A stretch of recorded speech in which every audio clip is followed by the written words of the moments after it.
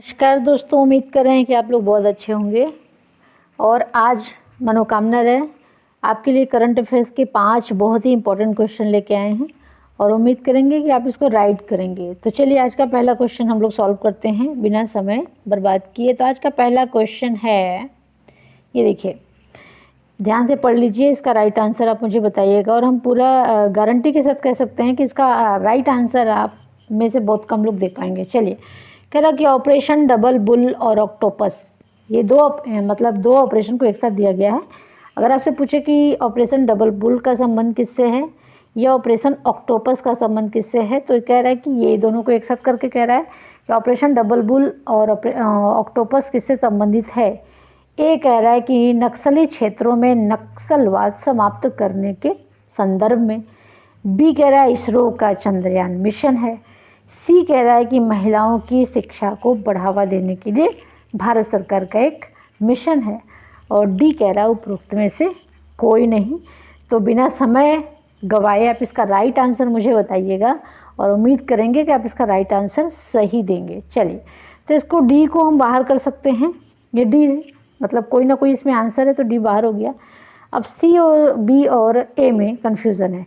तो operation double bull और octopus, Chandrayaan को हम बाहर कर सकते हैं, बी को बाहर कर दें, क्योंकि बी ऑक्टोपस डबल बुल कुछ मैच नहीं कर रहा है, तो बी चला गया। अब आपका बचा सी और ए। अब इनमें से मान लीजिए मुझे नहीं आता, तब कैसे सॉल्व करेंगे। तो ए और सी में सर्वाधिक सही कौन सा लग रहा है। तो अगर ऑक्टोपस देखा जाए तो महिलाओं की शिक्षा को बढ़ावा देने के लिए सरकार ऑक्टोपस क्यों शुरू करेगी। तो अगर यहाँ मेरा दिमाग काम करता है तो इसको हम बाहर कर सकते हैं। आप कहेंगे आपको आंसर पता है तो आप बता रही हैं, नहीं जी ऐसा नहीं है, थोड़ा सा कॉमन सेंस लगाएंगे तभी आपको आंसर मिल जाएगा। तो यहाँ का राइट आंसर ए है, जिसमें सरकार के ऑपरेशन डबल बुल और ऑक्टोपस, ये जो है सरकार चाह रही है कि भारत से नक्सलवाद समाप्त हो जाए। इसी को ध्यान में रखते हुए भारत सरकार ऑपरेशन चला रही है। थोड़ा सा इसके बारे में हम लोग जान लेते हैं। तो यहाँ पे हम लोग थोड़ा सा जान लेते हैं। तो ऑपरेशन, पहला पॉइंट, ऑपरेशन डबल बुल और ऑक्टोपस का संबंध किससे है, नक्सलवाद के उन्मूलन से। सेकंड पॉइंट कह रहा है कि झारखंड में, झारखंड कहाँ है आप देखिएगा कर्क रेखा के उत्तर में कि दक्षिण में, झारखंड में सीआरपीएफ और प्रदेश पुलिस यानी झारखंड की जो पुलिस है, दोनों के सम्मिलित संयुक्त प्रयास से इस ऑपरेशन को चलाया जा रहा है। और क्यों चलाया जा रहा है कि झारखंड से क्या हो, नक्सलवाद की समाप्ति हो। अब आप मुझे बताइएगा कि झारखंड का कौन कौन सा जिला है जहाँ पे नक्सलवाद से प्रभावित है और वहाँ के नक्सली क्या काम करते हैं, मतलब किस तरह सरकार को वो परेशान करते हैं, सरकार की विकास की योजनाओं को आगे नहीं बढ़ने देते हैं। तो ये आपका, तो ये यहाँ पे पहला पॉइंट है कि ये जो आपका संबंध उससे क्या बोलते हैं, नक्सलवाद की समाप्ति से। दूसरा पॉइंट है कि झारखंड में सीआरपीएफ और वहाँ के प्रदेश पुलिस के संयुक्त प्रयास से नक्सलवाद को समाप्त करने के लिए इसका उपयोग किया जा रहा है। नेक्स्ट क्वेश्चन लेते हैं।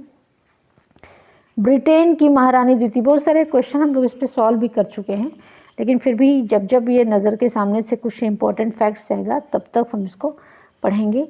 तो कह रहा है कि ब्रिटेन की महारानी एलिजाबेथ द्वितीय का अंतिम संस्कार किस दिनांक को किया गया।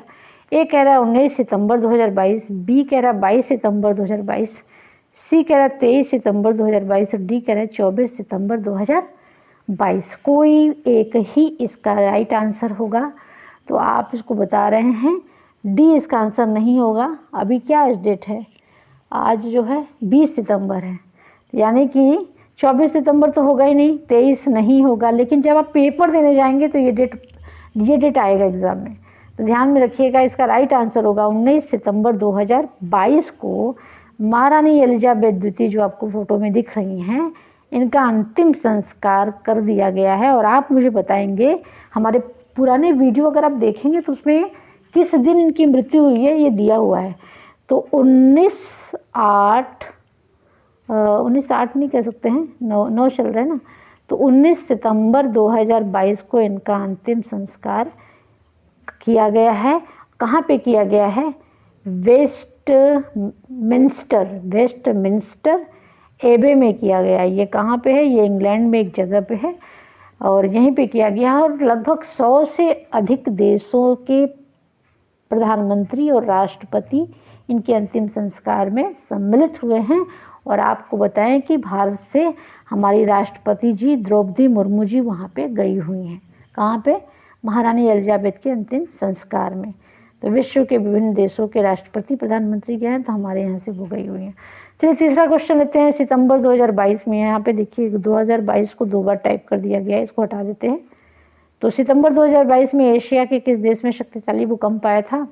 ए चाइना, बी ताइवान, सी भारत और डी रूस। तो भारत को बाहर कर दिया, ऐसा कोई तूफान हमारे यहाँ नहीं आया था। सितंबर का महीना चल रहा है, हमारे यहाँ तो बारिश हो रही है, ठीक है। रूस को बाहर कर देते हैं। आप कहेंगे रूस को एशिया में क्यों? रूस ऐसा देश है जिसका क्षेत्रफल बहुत बड़ा है। आप मैप में देखेंगे तो आपको पता चल जाएगा, इसका क्षेत्रफल एरिया बहुत बड़ा है। और रूस जो है, रूस को पहले यूरेशिया कहते थे, और रूस का भाग यूरोप और एशिया दोनों को कवर करता है, ठीक है। चलिए, तो भारत और रूस को बाहर कर दिया, बचा 3, ताइवान और चीन। तो चाइना इसमें नहीं होगा, इसका राइट आंसर होगा ताइवान। ताइवान में भी कल परसों की डेट में आप देखेंगे तो बहुत तीव्र गति से भूकंप आया था, जिससे वहाँ पे देखिए, यहाँ पे मलबे, ये आपको मलबे दिख सकते हैं, यहाँ पे यहाँ पर जो है धन की हानि हुई है। और लगभग जो इसकी भूकंप की आवृत्ति बताई गई है 6.4 से लेके 6.8, यानी कि इतना जो है तेज भूकंप था। और भूकंप से जानते हैं ज्योग्राफी का टॉपिक है, भूकंप से बहुत सारे क्वेश्चन बनते हैं। तो आप मुझे बताइए कि भारत के किस क्षेत्र में भूकंप आता है या भूकंप प्रभावित क्षेत्र है? विश्व में सबसे ज़्यादा भूकंप कहाँ आता है, ये बताइएगा मुझे। तो चलिए, यहाँ का राइट आंसर क्या होगा? राइट आंसर इसका बी होगा, ताइवान। आप ताइवान को वर्ल्ड के मैप में देख लीजिएगा, पहला क्वेश्चन। दूसरा, ताइवान की राजधानी मुझे बताइएगा। तीसरा, ये मुझे बताइएगा कि ताइवान का पुराना नाम क्या है। चौथा, ये बताइएगा कि ताइवान किस देश के अंतर्गत आता है, इस पे मतलब ज़्यादा अधिकार कौन देश रखता है। चलिए चौथा क्वेश्चन लेते हैं। सितंबर 2022 में रमेश चंदौलिया द्वारा अध्यक्ष पद से इस्तीफा दे दिया गया, इनका संबंध किस खेल प्रतियोगिता से है? यहाँ पे देखिए, ए हॉकी, बी क्रिकेट, सी मलखम्ब या डी चेस। इसका राइट आंसर एक ही होगा। फोटो देख के कुछ लोग आंसर राइट कर लेंगे। तो ये देखिए, बहुत बढ़िया खेल, इसको बोलते हैं मलखम्ब बोलते हैं। ये देखिए बच्चे कैसे, जो है एक खंबा है, इसमें चारों तरफ से ये बच्चे चढ़े हुए हैं। तो ये बहुत टफ गेम है, इसको मलखम्ब कहा जाता है। आप मुझे बताइए कि भारत के किस राज्य में मलखम्ब को बढ़ावा दिया जा रहा है, और साथ में भारत सरकार, स्वयं प्रधानमंत्री जी भी इसमें इंटरेस्ट लेते हैं। तो ये यहाँ जो इस्तीफा देने वाले हैं रमेश चंदौलिया।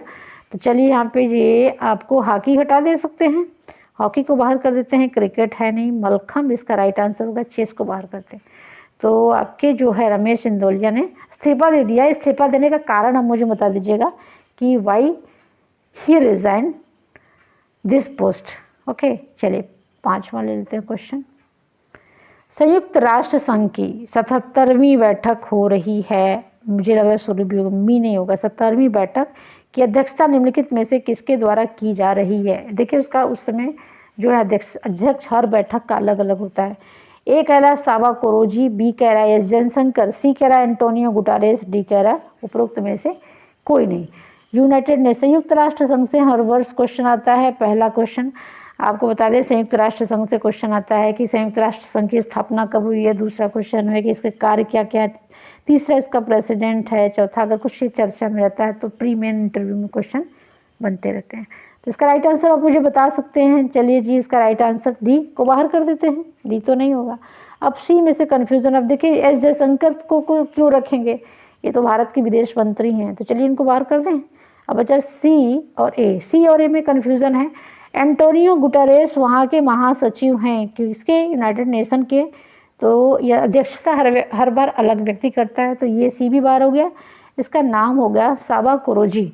साबा कोरोजी द्वारा इनका जो है 77वें सत्र की अध्यक्षता की जा रही है। 77 में 77।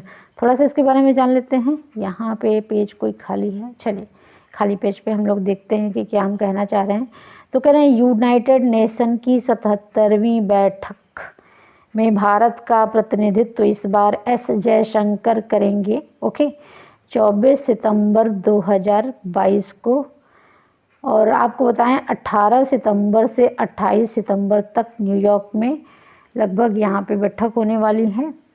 ये 24 सितंबर को एस जयशंकर इसमें भारत की तरफ से जा रहे हैं। इस बार माननीय प्रधानमंत्री जी नहीं जा रहे हैं। और आपको बताएं यूनाइटेड नेशन के महासचिव कौन है? एंटोनियो गुटारेस उनका नाम है। एग्जाम में बार बार पूछता है। आप मुझे बताइएगा कि एंटोनियो गुटारेस भारत विश्व के किस देश से हैं? और आपको बताएं 77वें सत्र की अध्यक्षता कर रहे हैं साबा कोरोजी। तो ये आपके 5 क्वेश्चन थे। उम्मीद करें कि ये पाँचों क्वेश्चन आपने राइट किया होगा। तो हम लोग फिर नए क्वेश्चन के साथ मिलते हैं। और पूरा वीडियो देखने के साथ जो हम आपको होमवर्क देते हैं उसको ज़रूर सॉल्व करिएगा। अपना ध्यान रखिएगा। वीडियो अच्छा लगे तो प्लीज़ लाइक शेयर और कमेंट ज़रूर करिएगा। फिर मिलते हैं नए क्वेश्चन के साथ। आज्ञा दीजिए। नमस्कार, शुभ रात्रि। Thank you.